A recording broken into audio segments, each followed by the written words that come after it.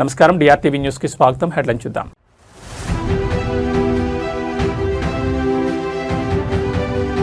అర్ధరాత్రి దొంగల్లా వచ్చి గద్దె కూల్చారు. కాంగ్రెస్ పై బీఆర్ఎస్ నేతల సంచలన ఆరోపణలు.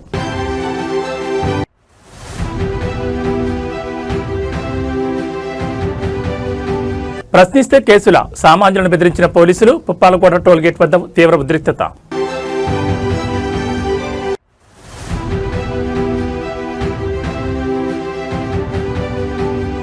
పెట్రోల్ కోసం కిలోమీటర్ల మేర క్యూలు. బెజవాడలో ఇంధన కష్టాలు పరాకాష్ట. ఇక డీటెయిల్స్ చూస్తే మెదక్ జిల్లా కౌడిపల్లిలో రాజకీయ కక్షలు భగ్గుమన్నాయి. బీఆర్ఎస్ పార్టీ ఆవిర్భావ దినోత్సవ వేళ ఉద్రిక్తత చోటు చేసుకుంది. గులాబీ శ్రేణులు ఎంతో ఉత్సాహంగా జెండా ఆవిష్కరణకు సిద్దమవుతున్న తరుణంలో అర్ధరాత్రి వేళ గుర్తు తెలియని వ్యక్తులు బీఆర్ఎస్ జెండా గద్దెను కూల్చివేయడం స్థానికంగా కలకలం రేపుతోంది.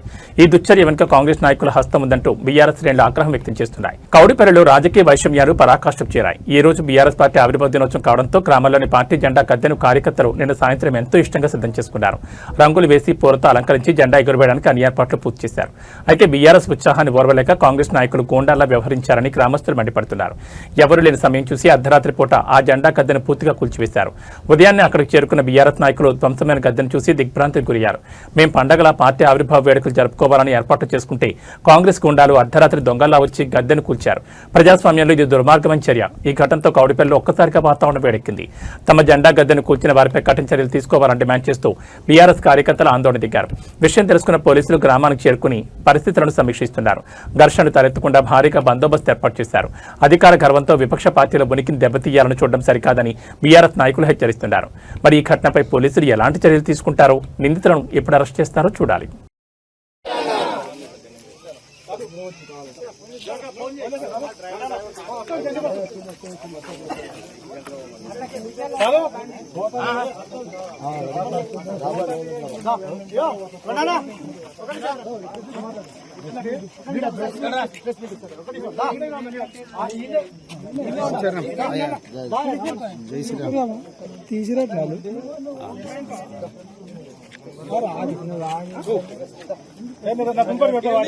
తెలంగాణ రాజకీయ ముఖ చిత్రాన్ని మార్చేసిన చారిత్రాత్మక ఘట్టానికి నేటితో 5 ఏళ్లు. దశాబ్దాల అణచివేత, దగాపడ్డ బతుకులు, వీటన్నిటికీ విముక్తి ప్రసాదించేందుకు సరిగ్గా 25 ఏళ్ల క్రితం ఇదే రోజున ఒక విప్లవం పురుడుపోసుకుంది.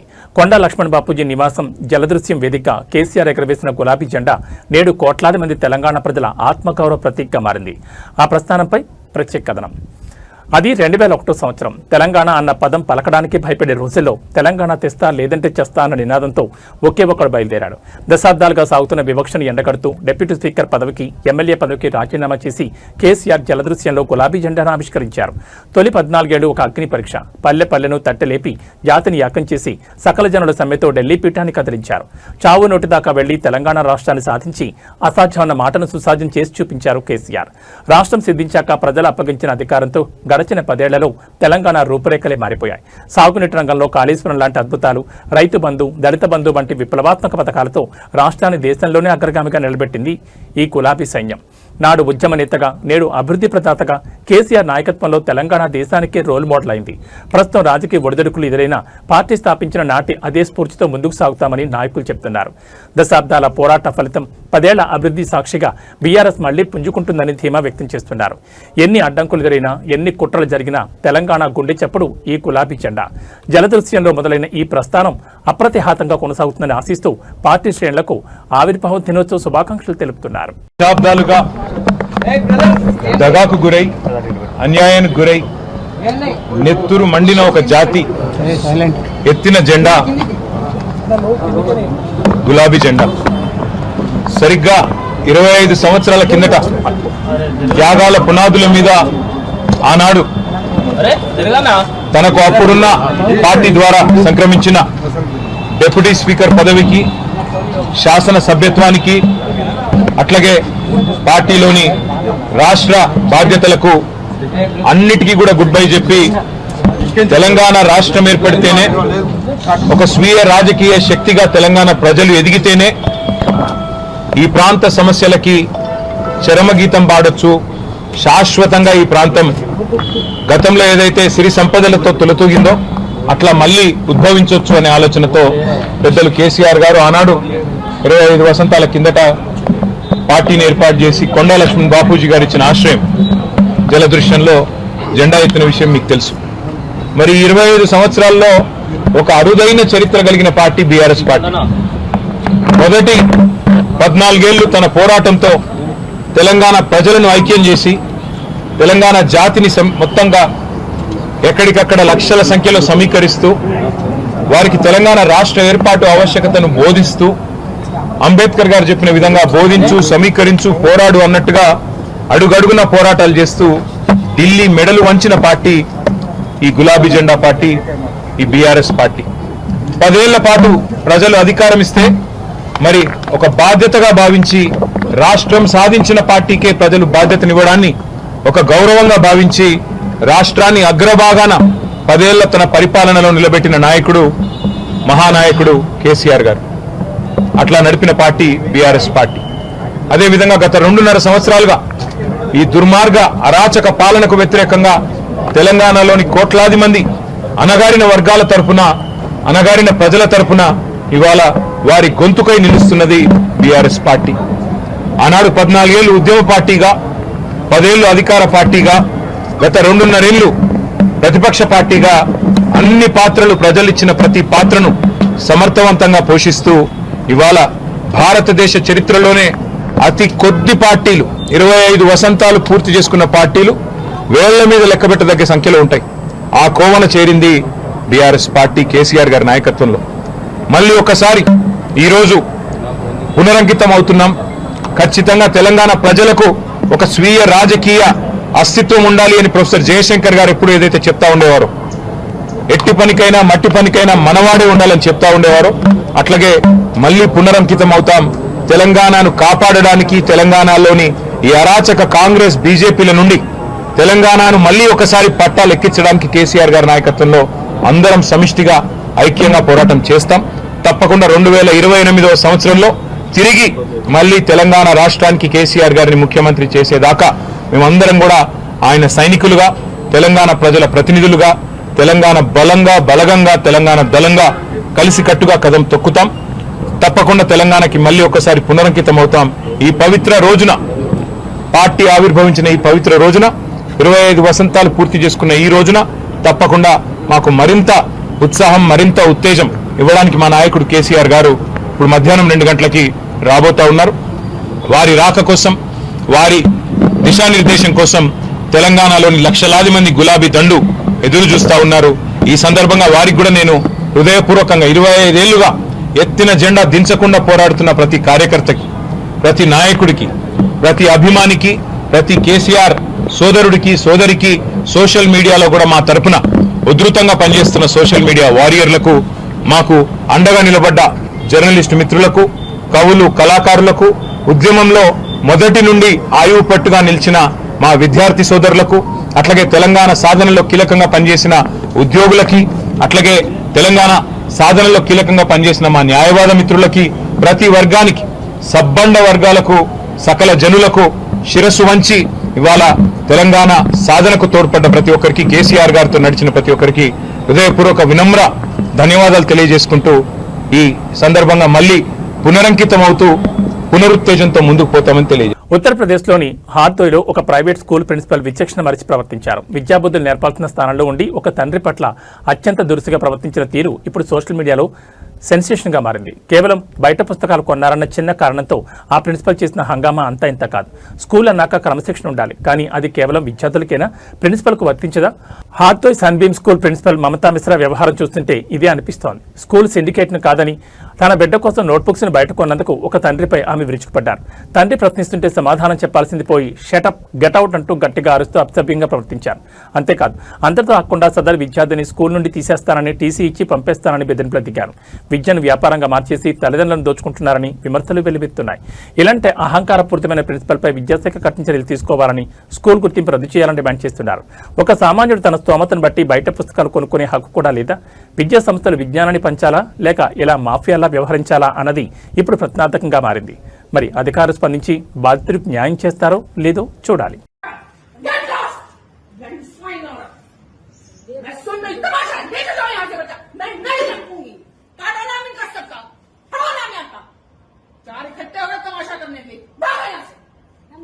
You shut up! You shut up! Shut up!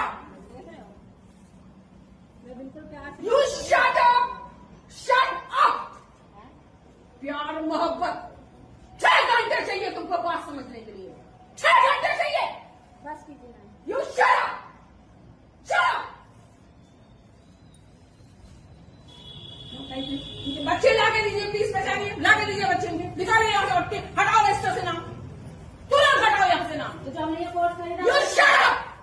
Shut up! Course खरीदा। Shut up! హైదరాబాద్ వాసులను మళ్లీ పెట్రోల్ కష్టాలు చుట్టుముట్టాయి. నగరంలోని పలు ప్రాంతాల్లో పెట్రోల్ బంకుల వద్ద వాహనదారులు బారులు తీరుతున్నారు. నిన్నటి వరకు సాధారణంగా ఉన్న పరిస్థితి ఒక్కసారిగా నో స్టాక్ బోర్డులతో మారిపోయింది. డీజిల్ దొరకడం గగనంగా మారగా మరికొన్ని చోట్ల కేవలం ప్రీమియం పెట్రోల్ మాత్రమే అందుబాటులో ఉండడం ఆందోళన కలిగిస్తోంది. అసలు ఈ కొరత కారణం ఏంటి? ప్రభుత్వం ఏమంటోంది? భాగ్యనగరంలో పెట్రోల్ సెగలు మళ్లీ మొదలయ్యాయి. గత కొన్ని రోజులుగా పశ్చిమాసియాలో నెలకొన్న ఉద్రిక్తతల నేపథ్యంలో ముడి చమురు ధరలు పెరుగుతాయని, సరఫరా నిలిచిపోతుందని ప్రచారంతో ప్రజలు ఆందోళనకు గురవుతున్నారు. దీనికి తోడు పొరుగు రాష్ట్రమైన ఆంధ్రప్రదేశ్లోని పలు జిల్లాల్లో ఇంధన కొరత ఉందన్న వార్తలు హైదరాబాద్ వాసులను అప్రమత్తం చేశాయి. ఆదివారం సాయంత్రం నుంచే జేఎన్టీయూ, బాలానగర్, మూసాపేట్ వంటి రద్దీ ప్రాంతాల్లోని బంకుల వద్ద కిలోమీటర్ల మేర క్యూ లైన్లు కనిపించాయి. చాలా చోట్ల డీజిల్ నో స్టాక్ బోర్డులు దర్శనమిస్తుండటంతో లారీలు, ట్రాక్టర్లు రోడ్డుపైన నిలిచిపోయాయి. నిజానికి చమురు కంపెనీల నుంచి సరఫరాలో చిన్నపాటి జాప్యం జరిగినప్పటికీ ప్రజలు ఒక్కసారిగా ఫుల్ ట్యాంక్ చేయించుకోవడానికి ఎగబడడంతో ఉన్న స్టాక్ కాస్త త్వరగా అయిపోతోంది. పరిస్థితి మంగళవారం నాటికి చక్కబడుతుందని అధికారులు ధీమా వ్యక్తం చేస్తున్నారు. మరికొన్ని గంటలు ఓపిక పడితే ఈ క్యూ లైన్ల తిప్పలు తప్పుతాయని చెప్పొచ్చు.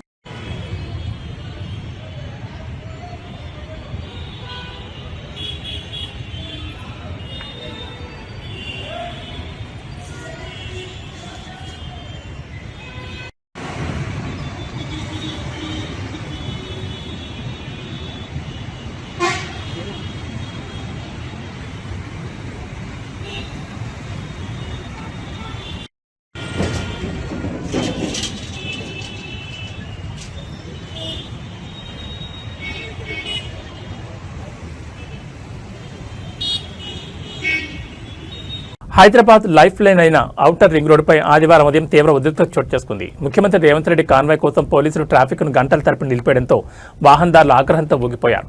గంటకు పైగా ఎండలో వేచి చూడలేక తిరగబడ్డ సామాన్యులను పోలీసులు కేసుల పేరుతో బెదిరించడం ఇప్పుడు పెద్ద ఎత్తున చర్చకు దారితీసింది. అది సామాన్యులు తమ వీకెండ్ ఎంజాయ్ చేయడానికి వెళ్లే సమయం. కానీ వారందరికీ చుక్కలు చూపించారు పోలీసులు. ముఖ్యమంత్రి రేవంత్ రెడ్డి ప్రయాణించే మార్గంలో భద్రత పేరుతో పుప్పాలగూడ టోల్గేట్ వద్ద వాహనాలను ఎక్కడికక్కడ నిలిపివేశారు. కిలోమీటర్ల మేర వాహనాలు ఆగిపోవడంతో చిన్నపిల్లలు, వృద్ధులు తీవ్ర ఇబ్బందులు పడ్డారు.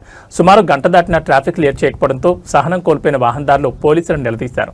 అయితే సర్ది చెప్పాల్సిన పోలీసులు ఎక్కువ మాట్లాడితే కేసులు పెట్టి లోపల వేస్తామంటూ వాహనదారులపై విరుచుకుపడడం మంటలు రేపింది. ప్రజాస్వామ్యంలో ప్రశ్నించే హక్కు లేదా అంటూ ప్రజలు పోలీసులతో వాగ్వాదం దిగారు. పోలీసుల తీరుపై ఆగ్రహం వ్యక్తం చేస్తూ వాహనదారులు వినూత్నంగా నిరసన తెలిపారు. వందలాది వాహనాలు ఒక్కసారిగా సుదీర్ఘంగా హారన్లు మోగిస్తూ తమ నిరసన వ్యక్తం చేశారు. ఆ సౌండ్తో ఓఆర్ఆర్ పరిసర ప్రాంతాలు దద్దరిల్లాయి. వీఐపీ సంస్కృతిని దూరం చేస్తామని చెప్పే పాలకులు క్షేత్రస్థాయిలో ప్రజలకు ఇబ్బందులు కలగకుండా చూడాల్సిన అవసరం ఉంది. మరి ఈ హారన్ల నిరసన ప్రభుత్వం వరకు చేరుతుందో లేదో చూడాలి.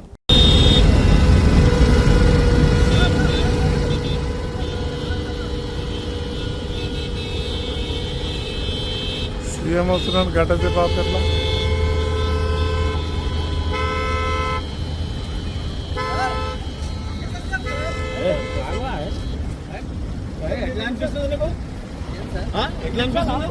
సార్ 10 minutes పైన అయింది సార్. ఆగాలి ఎవరి కోసం ఏంటి సార్ ఆగాలి?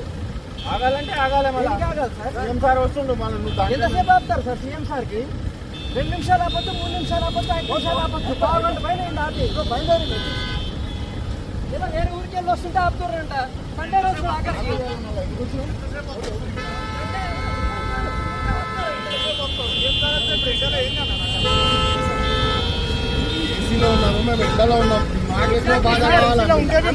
సార్ సార్ అందుకే సార్ అని మాట్లాడుతున్నాం సార్. అందుకే సార్ అని మాట్లాడుతున్నాం. రెస్పెక్ట్ ఇచ్చే సార్ సార్ అందుకే సార్ అని మరి ఇంత ఘోరమా? గంటలు గంటలు అడుగుతున్నారు కదా, మీకెందుకు కోపం వస్తుంది? సీఎం కు చెప్పండి మళ్ళీ ఆ మాటలు.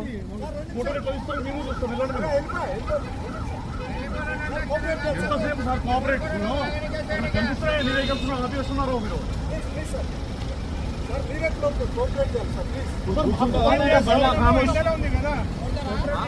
కూర్చుండాలి తీసుకోపోయి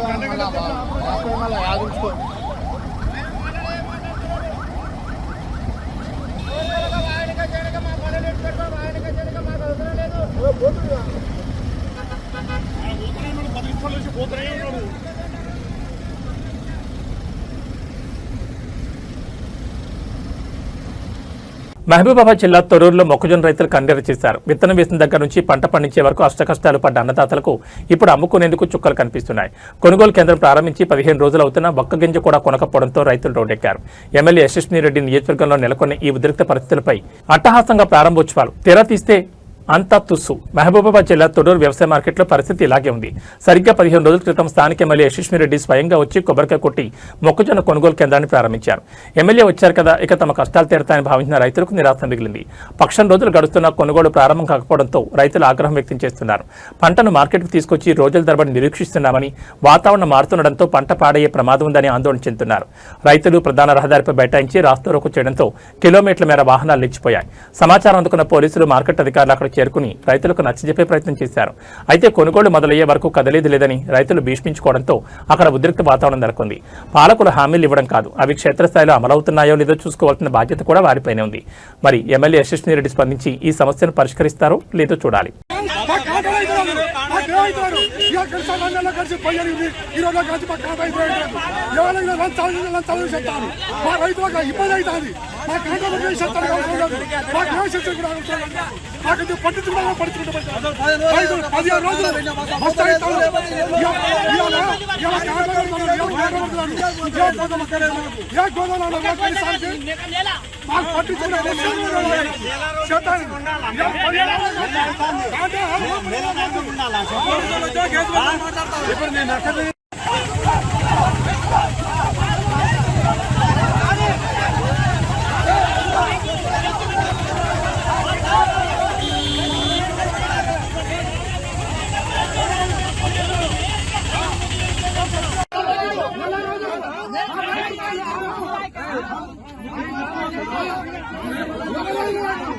సినిమా తెరపై చూసే హర్రర్ దృశ్యాలు నిజ జీవితంలో కనిపిస్తే ఎలా ఉంటుంది?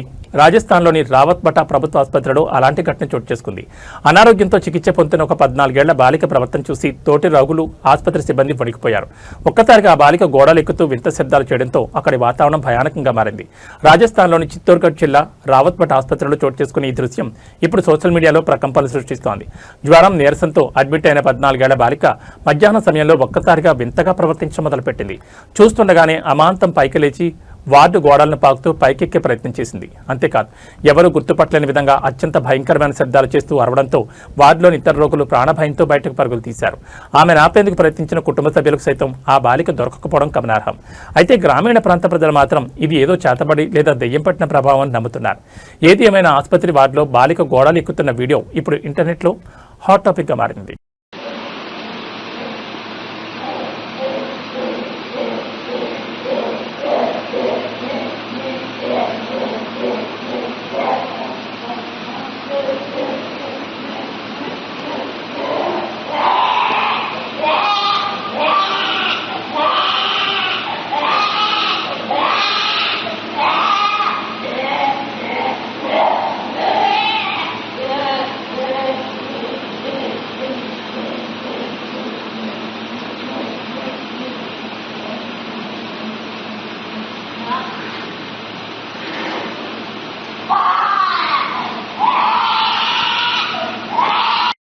మహబూబాబాద్ జిల్లా తొర్రూరు వ్యవసాయ మార్కెట్ వద్ద ఉద్రిక్తత పరాకాష్ఠకు చేరింది. నెల రోజులుగా ఆకలి దప్పలతో పంటను కాపాడుకుంటున్న రైతుల సహనం నశించింది. తమ గోడు వినాల్సింది పోయి కేసులు పెడతామంటూ పోలీసులు బెదిరింపులకు దిగడంతో అన్నదాతలు తీవ్రస్థాయిలో ఆగ్రహం వ్యక్తం చేశారు. మమ్మల్ని చంపేస్తారా, అయితే చంపండి అంటూ పోలీసులను నిలదీస్తూ రైతులు తిరగబడడంతో అక్కడ యుద్ధ వాతావరణం నెలకొంది. తొర్రూరు మార్కెట్ యార్డ్ వేదికగా అన్నదాతల ఆక్రందనలు మిన్నంటున్నాయి. చేతికొచ్చిన పంటను అమ్ముకోవడానికి నెల రోజులుగా మార్కెట్ గడపపైనే రైతులు నిరీక్షిస్తున్నారు. వానాకాలం వస్తుండటంతో పంట పాడైపోతుందన్న భయంతో రోడ్డెక్కిన రైతులపై పోలీసులు వ్యవహరించిన తీరు మంటలు రేపింది.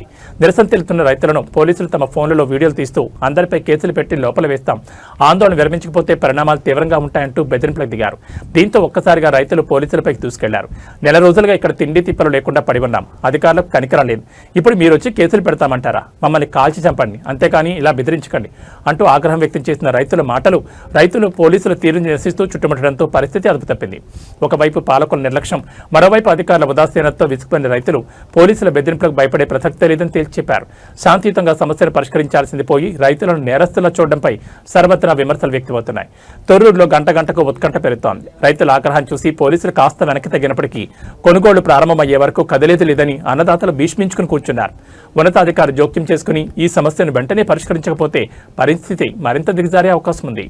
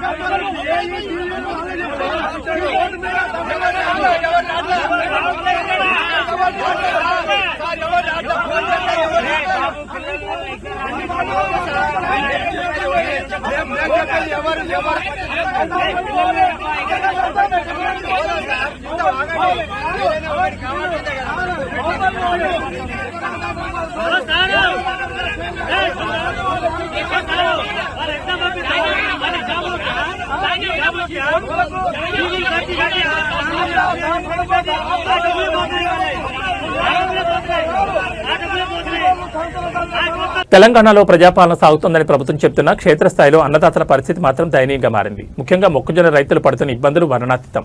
నాగర్ కర్నూలు జిల్లా తాడూరు పిఎస్సిఎస్ కేంద్రం వద్ద రైతులు తమ వంతు కోసం రోజుల తరబడి నిరీక్షిస్తున్నారు.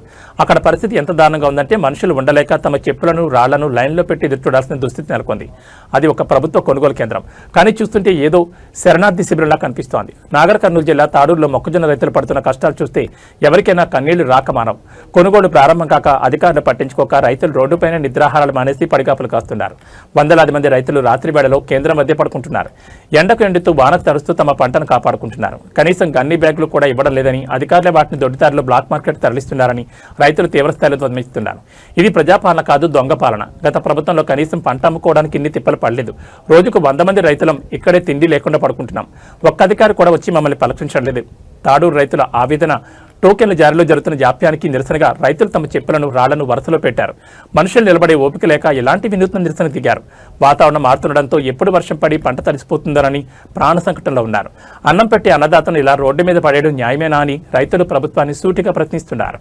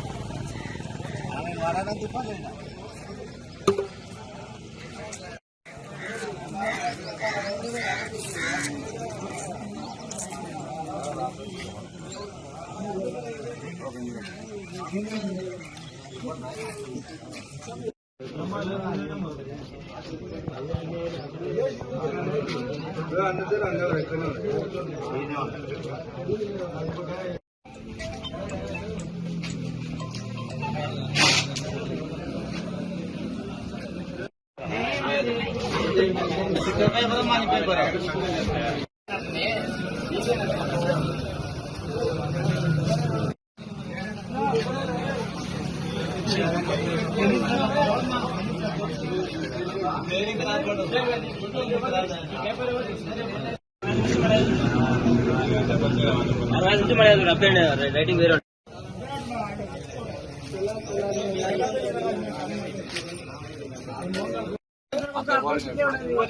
ఊరికి ఆ ఊరికి ఇవ్వాలి సంచులు. ఆ ఊరు ఇంద్రకాయలంటే ముసలోడు ఉంటాడు, బయటికి పోయి చచ్చిండు. ఈది పని ఇచ్చే లాభం అది ఏ ఊరికి ఆవిడకి ఇస్తే అయిపోయా. 2 లారీలు ఒక ఊరు పంపించాం తీసుకుంటాం. ఊళ్ళో పెద్ద మంచి ఉంటే వాడు పెద్ద మంచి వాడే తెగప్ప మాకేం తెలుస్తుంది. దొంగతనం తీసుకోండి అంటే 500 సంచిస్తా ఉంటాడు. ఏం చేస్తాం? పంటలు ఇచ్చేది ఈ బయట వచ్చే అందుకు వచ్చే బ్రిడ్జికి వస్తే పక్కన రేటు కూడా రాదు. వాడు బయటకు వస్తే 500 అంటాడు, వీళ్ళు బయటకు వస్తే 600 అంటాడు. చాలా మంది అమ్ముకుంటారు సార్ బయట. అన్నప్పుడు పాత్రలు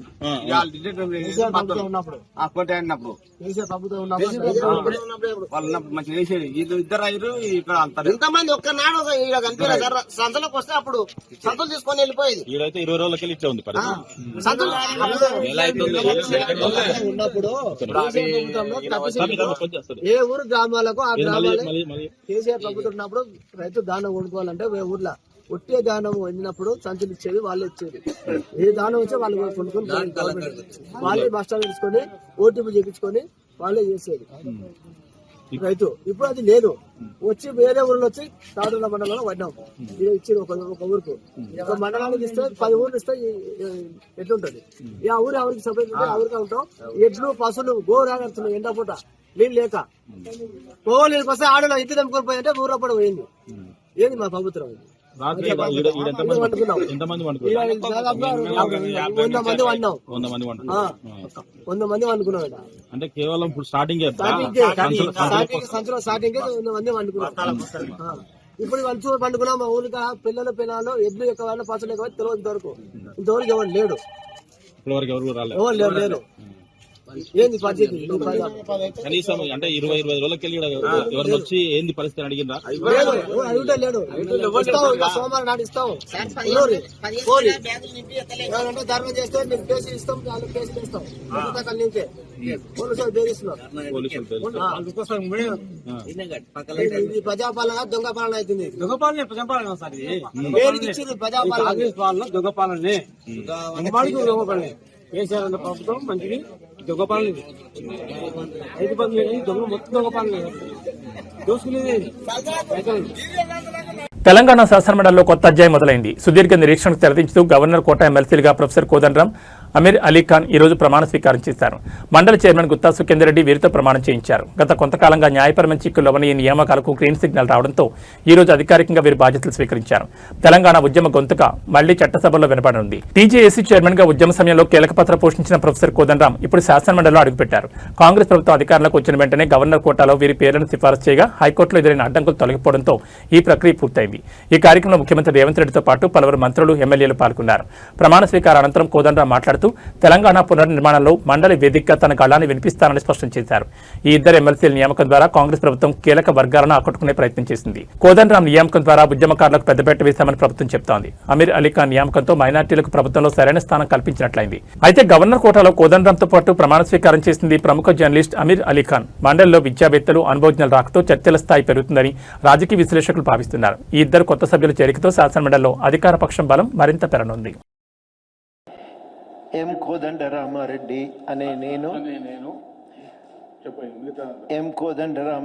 అనే నేను శాసన పరిషత్తు సభ్యునిగా నామనిర్దేశం అయినందున శాసనం ద్వారా నిర్మితమైన భారత రాజ్యాంగం పట్ల నిజమైన విశ్వాసం, విధేయత చూపుతానని, భారతదేశ సార్వభౌమాధికారాన్ని, సమగ్రతను కాపాడుతానని, నేను స్వీకరించబోయే కర్తవ్యాన్ని శ్రద్ధాసక్తులతో నిర్వహిస్తానని పవిత్ర హృదయంతో ప్రతిజ్ఞ చేస్తున్నాను.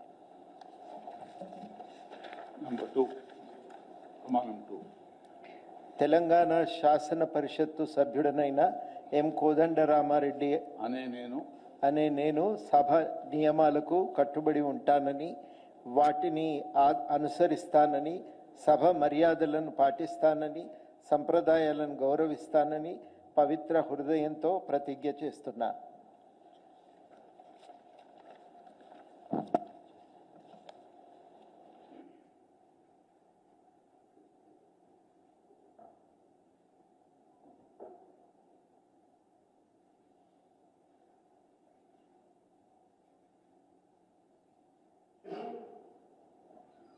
శ్రీ మహమ్మద్ అజీజుద్దీన్ అజారుద్దీన్ గారు.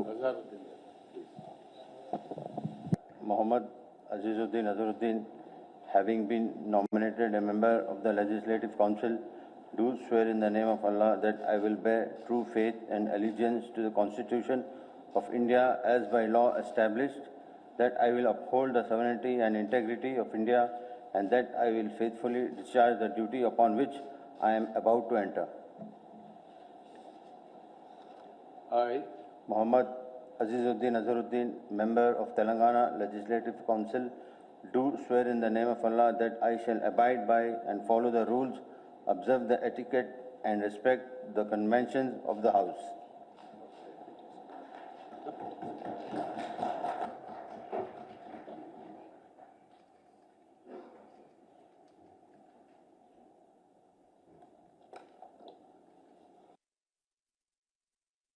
విజయవాడ నగరంలో పెట్రోల్ డీజిల్ కష్టాలు పరాకాష్ఠకు చేరాయి. నగర వ్యాప్తంగా వందలాది బంకుల వద్ద నో స్టాక్ పోర్టు దర్శనమిస్తుండటంతో వాహనదారులు తీవ్ర ఆందోళన చెందుతున్నారు. పెట్రోల్ అందుబాటులో ఉన్న కొన్ని బంకుల వద్ద కిలోమీటర్ల మేర క్యూలైన్లు కనిపిస్తున్నాయి. అసలు ఈ పరిస్థితి కారణం ఏంటి? ప్రభుత్వం ఏమంటోంది? MG road, bench circle, Ramavarappadu మరియు ఆటోనగర్ వంటి ప్రధాన ప్రాంతాల్లో బంకులు మూతపడ్డాయి. రాబోయే రోజుల్లో ఇంధన కొరత ఏర్పడుతుందనే వదంతుల నేపథ్యంలో ప్రజలు ఫుల్ ట్యాంక్ చేయించుకోవడానికి ఎగబడ్డమే ఈ సంక్షోభానికి ప్రధాన కారణం.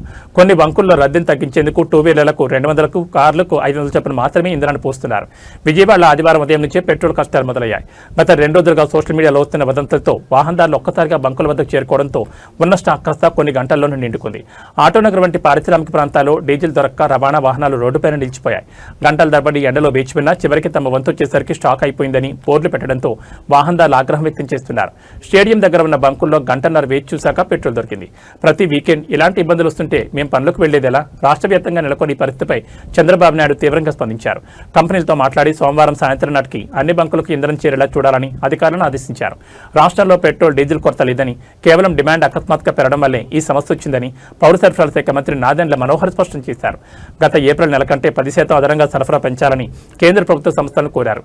అధికారులు చెబుతున్న దాని ప్రకారం ఈ రోజు సాయంత్రం లోపు పరిస్థితి సాధారణ స్థితికి రానుంది. ప్రజలు ఆందోళన చెంది అనవసరంగా ఇంధనాన్ని నిల్వ చేసుకోవద్దని విజ్ఞప్తి చేస్తున్నారు.